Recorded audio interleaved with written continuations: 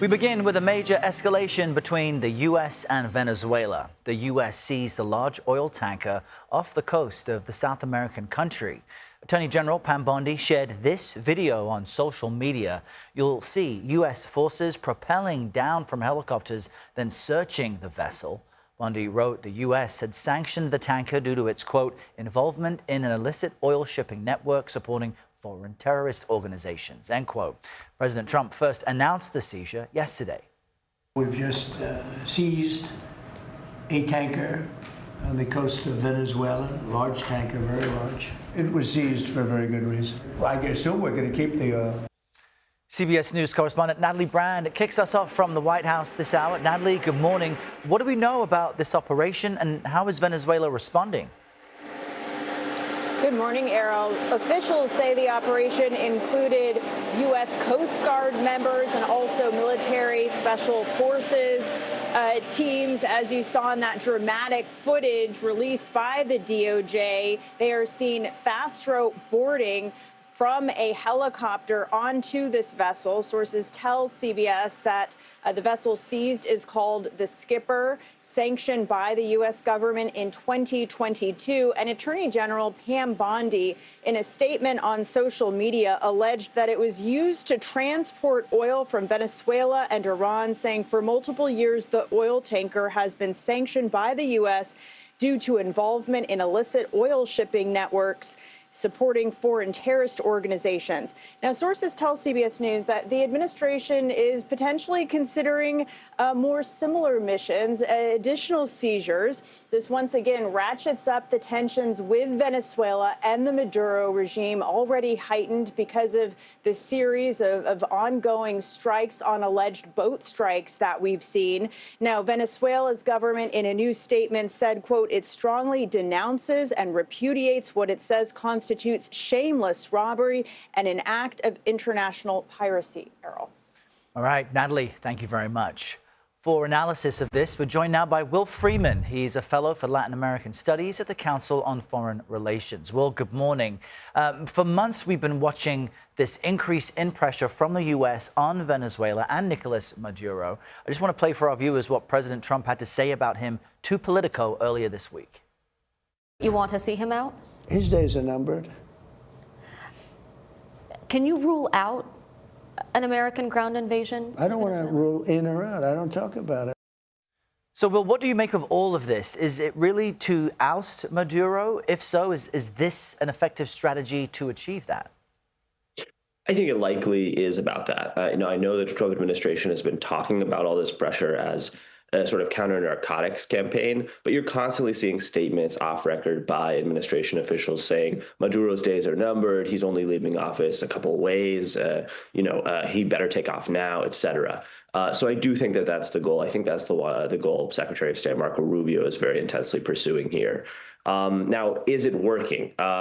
We don't know yet, honestly, is the unsatisfying answer. It's the regime politics in Venezuela is very opaque. Nicolas Maduro governs the country really with a large number of generals. And the hope is that one of those generals will see the sign of the tide turning here, turn on Maduro and force him to flee the country or arrest him.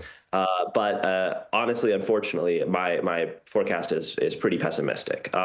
This is a regime that knows how to control its own military. The military is infiltrated by spies. Military members who've tried to turn on Maduro before have been tortured. Their families have been kidnapped and disappeared. So I'd imagine that the levels of fear and paranoia are just so great that you're going to have very few high-ranking military members who would take that risk. So just in our last few seconds, Will, tell me more about your forecast then, because if it is a pressure campaign, Venezuela is an oil-dependent economy. Might we see more seizures of oil vessels? What do you think may happen next? Well, that's an interesting thing about the pressure campaign this time around, which is that it hasn't come with maximum economic pressure. Right now, the Trump administration has continued a Biden-era license that allows Chevron, the U.S. oil company, to drill in Venezuela. And Chevron's pumping about a third of the oil we see pumped every day. in the country. Now, could Trump escalate there? It's possible, but there are some pretty strong oil industry interests that want normality here, that want a continued relationship with Nicolas Maduro. So we haven't seen him take that step yet. It's also possible that full pressure economic sanctions, really cutting off the oil supply, could increase out migration. And we know that that's another concern for this administration. They don't want that.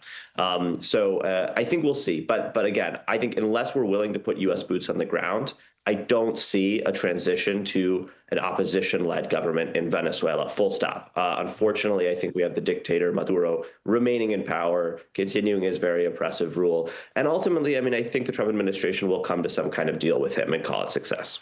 All right, Will Freeman, great to get your insight on this. Thanks for joining us this morning. Now let's go live to CBS News senior White House correspondent Weijia Zhang. And Weijia, has the president said anything about what the U.S. plans to do with that oil?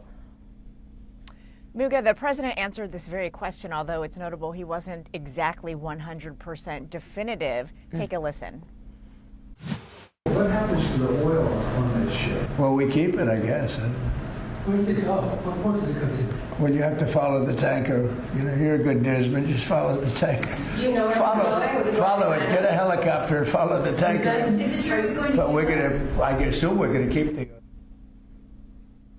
So you heard him saying, I guess we're going to keep it. I assume we're going to keep it, but it leaves open questions about exactly what's going to happen to it. There's many other questions as well. For example, where are the crew members who were on board? Are they being held in U.S. custody, and what agency is holding them? And some are questioning the legality of this strike in the first place. Of course, we just heard from Charlie lay out the reasons why the administration says that this tanker was fair game, and it is because, according to the Attorney General, it was already on the sanction list for several years, and she claims that it was part of an illicit oil transporting network for foreign terrorists. But this is certainly an unusual move, and despite what the president said about keeping the oil, he did not elaborate on that, Mugo. We can tell you what Venezuela has said, and they are very concerned, calling it illegal, and also saying that it points out what they have said from the beginning, which is that the entire motivation for this aggression against Venezuela is actually to target their oil reserves. And Weijia, we know the U.S. has been ramping up pressure on Venezuela and its leader, Nicolas Maduro. I want to play this flashback from the president's 60 Minutes interview just last month. So let's take a listen to what he had to say about Maduro, and then we'll get your take on the other side of things. On Venezuela in particular, are Maduro's days as president numbered? I would say, yeah. I think so, yeah. So, Weijia, is this all part of an effort to oust Venezuela's president, Nicolas Maduro, from power? Well, even though that is what the president told our Nora O'Donnell, it doesn't mean that he was calling for a regime change explicitly. He just said that he thought Maduro's numbers were limited. It is U.S. policy not to weigh in directly on whether leadership of a foreign nation should be changed. But certainly there is no doubt that he's ramping up pressure on Maduro and on Venezuela. And at least one Democrat, Senator Chris Van Hollen, is saying that he believes all of this is to force a regime change. And he is calling bluff on the president's and the administration's explanation for mounting up the military, for going after boats, for mulling over possible land strikes. Of course, Trump has said it is all to stop the illegal flow of drugs into the U.S., but Van Hollen says it's because they want to overturn the current government. All right, Weijia Zhang, thank you so much for joining us today. As you probably know, we've just seized a tanker on the coast of Venezuela, a large tanker, very large. Largest one ever seized, actually. The United States is ramping up its military operations off the coast of Venezuela, and this time seizing an oil tanker. Take a look at this new video to our monitors here showing that operation. President Donald Trump confirmed the operation during a roundtable with tech leaders just yesterday. Now, this is the first U.S. seizure of an oil cargo from Venezuela. It's also the Trump administration's first known action against a Venezuela-related tanker since ordering a massive military buildup in the Caribbean. Venezuela is now accusing the U.S. of, quote, blatant theft and international piracy. CBS News senior national security Correspondent Charlie D'Agata has those details. Venezuela has condemned the seizure of its oil tankers, international piracy, and brazen theft. We're learning that Russian President Vladimir Putin, in a phone call with Venezuela's Nicolas Maduro, expressed solidarity with the Venezuelan people. Some Democratic lawmakers are expressing concern. Senator Rand Paul saying it sounds a lot like the beginning of a war. Chris Coons says he is gravely concerned Trump is sleepwalking us into a war with Venezuela. And certainly seizing that oil tanker yesterday has taken tensions with Venezuela to a whole new level. We're learning more of what looks like a multi-agency operation with the backup of the U.S. military, the FBI, and Homeland Security were involved, and elite Coast Guard Special Operations Forces called Maritime Security Response Teams, including sailors and Marines from the USS Gerald R. Ford aircraft. That's the largest and most advanced aircraft carrier in the world. They all took part. Officials tell us the interdiction took place without incident. That's a military term. No injuries to anyone, including the crew of the tanker. Is reportedly full of oil and is headed to Cuba. We've tracked that tanker as it entered the Caribbean from the Middle East, from the Far East.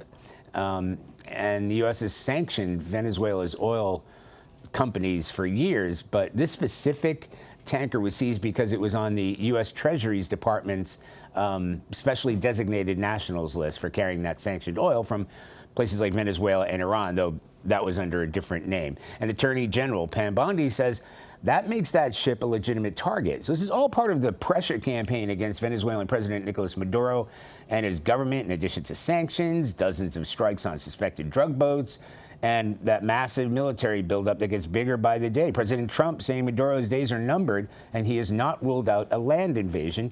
And despite those sanctions, there are plenty more oil tankers going in and out of Venezuela. Back to you. Charlie D'Agata there. Thank you. Let's go live now to the White House and CBS News White House reporter Willie James Inman. Willie James, thanks for your time today. Did the president say what the U.S. plans to do with the oil? Hey there, Mugo. Well, the president did touch on the situation off the coast of Venezuela with the U.S. taking possession of this large oil tanker. The president said is one of the largest seizures ever of this type of oil tanker. But he did touch on potentially what we could see next, but also the situation at hand. Take a listen to what the president said yesterday.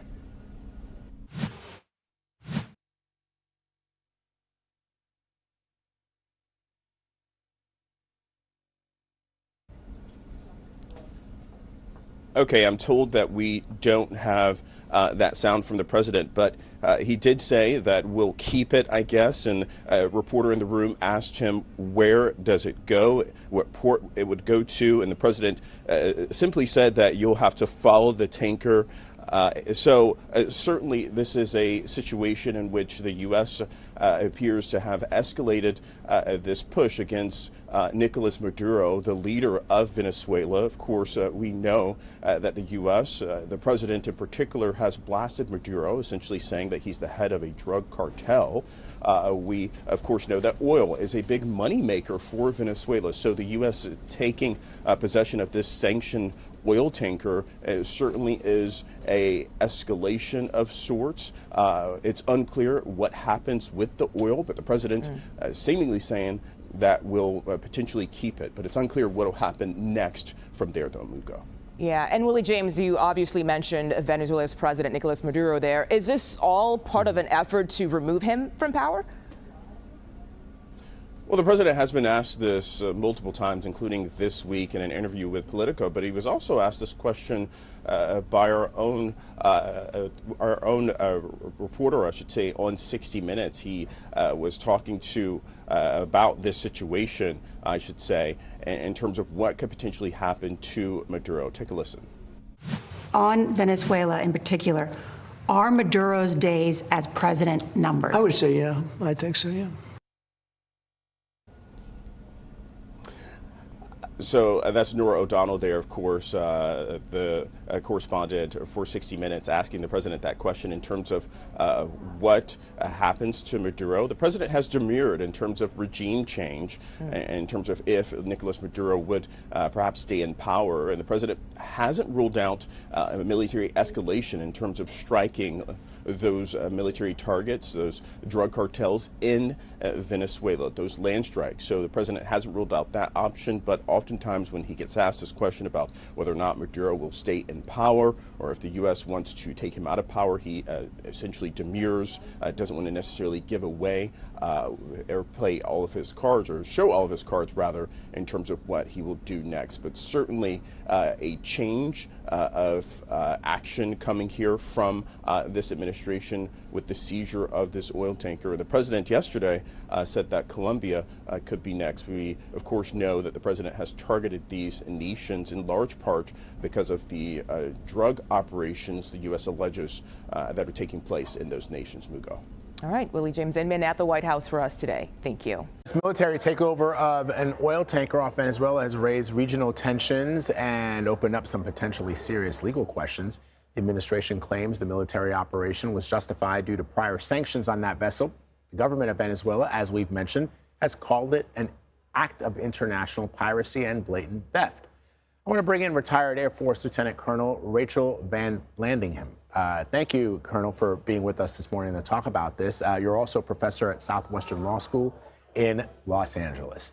So what is your take on the legality regarding this operation broadly? And as I've been pointing out over the last couple of hours, this isn't the first time that the United States has seized a tanker on the high seas. They have done this in the past with, for example, Iran. But is there anything specific about this country and this tanker that could put the United States in some type of legal jeopardy? Thanks for having me. And no, I don't think the United States is any kind of legal jeopardy. I mean, it's interesting looking at the timing of this operation, right? Because this particular tanker has been under U.S. sanctions since at least 2022.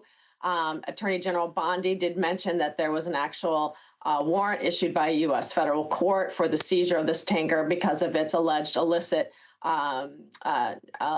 carrying and transportation of oil from sanctioned countries such as Iran. So I don't think this places the United States in any kind of legal jeopardy. What would normally happen is the oil or the tanker itself, the U.S. government would bring this before an admiralty court and for forfeiture proceedings in U.S. federal court. So it's really the timing of this amongst the huge, massive buildup of U.S. forces in the region of Venezuela. And Colonel, explain to our viewers the choice of using the Coast Guard for this special operation. And as I understand, this is an elite Coast Guard unit that is primarily exists for operations like this. But of course, the Navy has ships in the region as well. What are your thoughts on that? Sure. I mean, the Coast Guard takes the lead because under U.S. law, they also have law enforcement authorities, which the Navy usually does not. Of course, the U.S. Navy supported this operation with the Gerald Ford, the Navy's largest aircraft carrier in the vicinity. But the Coast Guard takes the lead and has has a highly trained unit in particular to engage in this kind of operation. So that in itself is not unusual. What is unusual is that there are over 15,000 U.S. service members and massive buildup of military assets in the region. Of course, and this is within the context of ongoing military strikes against alleged low-level drug runners and engage regarding the lethal strikes against numerous boats. I think we're up to 22 at this point. That seem to be coming from Venezuela. So again, this is a piece in a much bigger picture, and it's interesting to see. I mean, it's is this for regime change? Is this really for oil? Is this really within a counter drug operation? I mean, this is the boarding of this tanker is not about drugs, right? It's about the illicit flow of oil. And again, legally, I think the administration is on firm ground there. Yeah, and with regards to the oil, as we pointed out earlier, the U.S. has seized tankers before. I remember back in 2020, there was petroleum cargo that was forfeited from 4 different tankers, which was about $45 million in oil. And in 2021, there was a tanker, the Achilles, that was also similarly targeted. There was $111 million worth of petroleum on board that vessel that was seized. But what was interesting about those, Colonel, is that they were done through civil forfeiture proceedings. And this wasn't, although they were perhaps military operations, they went through the courts to get ultimately to keep the oil. The U.S. kept the oil, which I'm guessing is probably going to happen here as well. I think that's the likely course of action here, is that the United States Coast Guard will provide this information to the Department of Justice. The Department of Justice will go back to admiralty courts for a civil forfeiture proceeding. I mean, again, this operation does seem pursuant to a warrant issued by a U.S. federal court. So again, this is civil law enforcement action within the context, though, of the largest U.S. buildup of U.S. forces in this region in a very, very long time. So, and again, but regarding the international law aspect of this, this tanker allegedly was flying a false flag. Vessels must be flying a flag of nationality, and apparently they were falsely flying one of Guyana. So, under the law of the sea, the United States also had the ability legal authority to board this vessel to check on its nationality. So again, this was on firm legal ground, but it's the policy implications. So we had Senator Rand Paul yesterday say, "Hey, look, it looks like." The sporting, and he really mentioned the overall U.S. buildup of forces. Looks like we're inching toward war here. Well, I mean, Congress needs to be involved. Congress needs to authorize this if this is the right thing to do on behalf of the American people, instead of these piecemeal components. Yeah, and it does seem, to your point, Colonel, that there is a bipartisan, at least, of lawmakers who are saying that if this is the course of action we are going to take, the United States, then Congress needs to be more fully involved in those decisions. And the context that you add there about, I suspect that because there have been recent actions in the region targeting Venezuela, that if this had happened in any other year, we probably wouldn't be talking about it as much, because, as we point out, this is not the first time the U.S. has seized an oil tanker, but because it goes with all the other actions that we've seen our military undertake in the region against Venezuela. That is why I think the focus is so heavy today, this morning, and the hours after that tanker was seized. Colonel Rachel Van Nellingham, thank you very much, ma'am, for being with us. We appreciate you. Thank you. Let's bring in CBS News national security contributor Samantha Vinograd to talk more about this. So, Sam, you heard my discussion there with the Colonel. What is your take on what's happened and perhaps the legalities surrounding this tanker seizure? Well, this certainly does appear to be legal from a U.S. domestic law perspective, based upon the fact that a judge did issue a warrant for this action, and this highly specialized operation that utilized various parts of the U.S. federal government apparatus, U.S. Coast Guard, FBI, and others. It is notable, Vlad, that this operation is just one part of a multifaceted pressure campaign that the administration is implementing against Venezuela. We have this operation to seize this carrier carrying ostensibly Venezuelan oil. It is worth noting that the United States used to buy a lot of Venezuelan oil. Now China actually accounts for the vast majority, close to 80% of purchases of Venezuelan oil.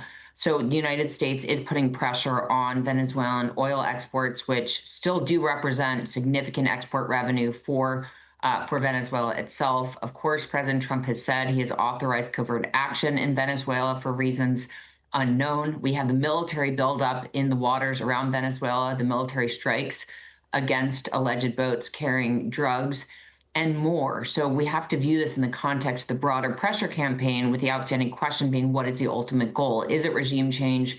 Is it to stop narcotics flows, or all of the above? All right, Sam, the other big story that we're following, as you know, is the Secretary of Homeland Security, Kristi Noem, is testifying as part of the worldwide threats hearing. What have we learned from the DHS Secretary so far? Well, Secretary Noem is testifying alongside other government officials. I was just listening to her testimony and opening statement alongside the National Counterterrorism Center director. And overall, Vlad, we have heard opening statements really focus on views of failed Biden-era policies in the areas of immigration and counter-narcotics. and a focus on President Trump's reversal of those perceived mistakes. There has been, at the outset of this hearing, a very heavy focus on the vetting of individuals that came into the United States during the Biden administration, and a misrepresentation of the vetting that was performed on, for example, Afghan nationals that came in under Operation Allies Welcome after the withdrawal from Afghanistan, but really a chorus and a refrain of accusations against the Biden administration about who was lawfully allowed into this country under the previous administration and who came here illegally, and the threats that they pose to the American people. Really interesting. We're going to obviously continue to track what the secretary is testifying to, Sam, and always appreciate your analysis. Thank you so much, my friend. Let's return back to the escalation and the tension between the United States and Venezuela. The operation to seize an oil tanker involved multiple branches of the U.S. military, and CBS News has learned the administration is now contemplating similar missions. Joining us now to discuss is retired Navy Vice Admiral Robert Murrett. He's also the Deputy Director of Syracuse University's Institute for Security Policy and Law. Admiral, thank you so much for being with us.